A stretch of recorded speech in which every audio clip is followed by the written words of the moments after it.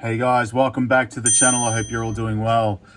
So I'm wanting to talk about my newest piece in my watch collection. That is this incredible GWG-1000 1A G-Shock Mudmaster. This is one serious badass watch right here. And as you guys know, I'm a huge fan of badass military style watches and G-Shocks. And I did a video the other day of my GPW Gravity Master watch, and this one I've just got the other day, which is fantastic, and I've added this into my collection and I love it. So this particular watch is quite large. It's 56 millimeters by 58, and I just want to double check that. So let's get my calipers out, shall we? So you guys can actually see the size of this watch. There you go. It's actually reading 57 there. 57, 56 millimeters, and from lug to lug, let's have a look here. Ooh, we've actually got more there, 62 odd millimeters there. Case thickness, let's have a look. Let's get that on there. 18 millimeters thick by, and the strap at the top here on top of the wrist, what do we got here? 27 millimeters, and obviously it gets lower here and goes back down to about 22 millimeters. This watch is badass, guys. It is loaded with features, absolutely loaded with features. And let me go through a few of them. So it is shock resistant, vibration resistant, screw and lockdown crown. This does have a crown here. Neo Bright. It has sapphire glass with non-reflective coating. It is mud resistant. Nothing is going to get inside this watch. Not that I'm going to be rolling around in mud. It is 200 meter water resistant, as it states here on the buckle here. 20 bar. It is 200 meters water resistant. So pretty much means you can go diving, you can go swimming, you can wear this in the shower, in the spa, anywhere. Nothing is going to ruin this watch. But I will advise, obviously, don't press any of these buttons whilst you're underwater, as it can break the seal, which is awesome. It is resin. This is a resin band and strap here. It's pretty badass. It's rugged.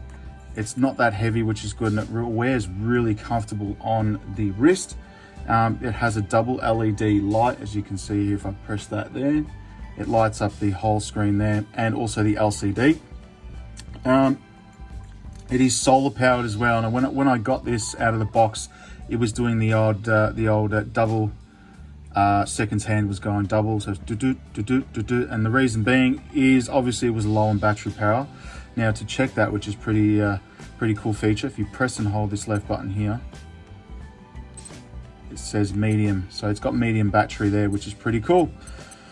And let's go through some other features here. What else have we got here? It's solar powered. It has time calibration, so it receives a signal from radio waves up to 6 times a day. But unfortunately, which is annoying, in Australia we don't have that feature, so we've got to manually set the time on these watches. So I've had to manually go through and set the time on this, which is pretty easy to do, but you have to set your home time on this, obviously, which you can see around here. It's got every city around the world, or where the time zones are located. And obviously, being in Melbourne, Sydney is the home time for Melbourne. Basically, it's on the same time zone. So what else has it got here? It's got auto hand correction. It's got a digital compass. It doesn't have a compass here, so if I press this compass button up here, check this out. So wherever I turn this watch, it is going to continuously point north. There you go. That is cool. So that is that. So if you press the home button, it's going to take you back. That's awesome. It does have an altimeter, so you can check how high you are. 5 meters, there you go. And it takes readings here, so you can see this is going up. It takes a reading, I think it's every 5 or 6 seconds it takes a reading of your altitude, which is pretty cool. So we can reduce that back now, take it back to home. What else has this got? It's got a barometer, so it tells you obviously if there's bad weather approaching. So let's go through the features now. So if I press the bottom, let's press the bottom left button again. So it's on baro. There you go. So there's your barometer. This is your pascals, hectopascals I think it's called. That gives you an indication of if there's bad weather approaching. So if it goes down, bad weather's coming. If it goes up, the good weather's turning good, which is great. Let's have a look at the thermometer here. So you press that, the temperature is 29 degrees here in my studio. That's pretty cool. A recall function here. I'm not entirely sure what this feature does, but I still have yet to figure that one out. So let's keep going here. This is a stopwatch, straightforward. It's got a timer on here, so you can set that for whatever time you wish, up to 60 minutes, 1 hour. It's got an alarm. It's actually got 5 alarms or 6 alarms on this watch, so different times of the day. Signal, this is world time. So that's displaying whichever city you set around here. You can set any one of these cities up here and that'll display it onto the digital clock here, which is pretty cool. And RC is actually when the signal from the towers, the Casio towers, it picks up that signal. But given the fact that we're in Australia, we don't have the function there, which is annoying, but it doesn't matter.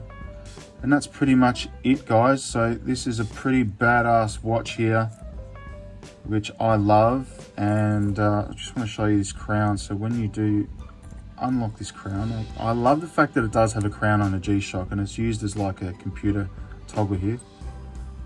So here you can obviously set your time by scrolling around. You can pick which one you want. I'm going to put it back to Sydney, but you pick whichever one you want.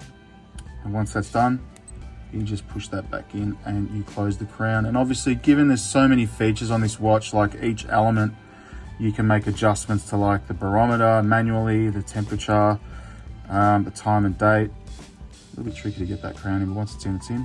And obviously, I forgot to point out that when you see that red, that means it's not sealed, and you've got to ensure that before you go into any water or mud that this is closed. And there you go. So yeah, guys, this is the G-Shock GWG-1000 This is with the black resin strap. There are other models with the green strap. There is a camo version of this as well, which is badass, but it is so expensive at the moment. You can see here it's got mud resist, triple sensor, multiband, tough solar, and vibe resistant. So let's get this bad boy on the wrist so you guys can see it. And I have a 7.5-inch wrist. Excuse a bit of fluff there. 7.5-inch wrist, guys, and it sits really comfortable on my wrist. Very nice watch, and I just love it because you can thrash this thing, you can get it out and dirty, it doesn't matter, it's going to stay tough and strong. All right, guys, thanks very much for sticking around and watching the video. Make sure you like the video and subscribe to the channel, as I put videos up all the time. So this is the GWG-1000 G-Shock. Cheers, take care, peace.